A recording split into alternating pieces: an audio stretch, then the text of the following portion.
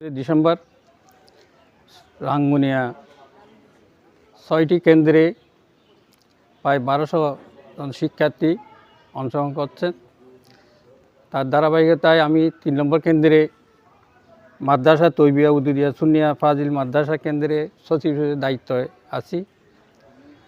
আমি আশা করি আমাদের রাঙ্গুনিয়াতে যে একটা বৃত্তি পরীক্ষা চালু হয়েছে না, আজকে তৃতীয়বারের মতো, তাদের পরিচালনা, তাদের সহযোগিতা আর যারা আমাদের অতিথিবৃন্দ আমাদের সামনে আশেপাশে আছে, তারা সবসময় সহযোগিতার মাধ্যমে আমরা কেন্দ্রগুলো পরিচালনা করে যাচ্ছি।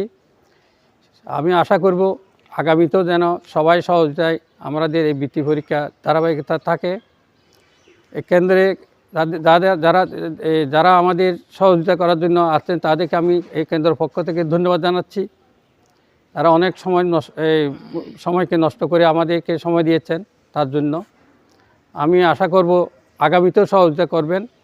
যারা এই বৃত্তি পরীক্ষার সাথে প্রথম থেকে শেষ পর্যন্ত জড়িত আছেন এবং পরিচালনা করতেছেন, তাদেরকেও আমি ধন্যবাদ জানাচ্ছি।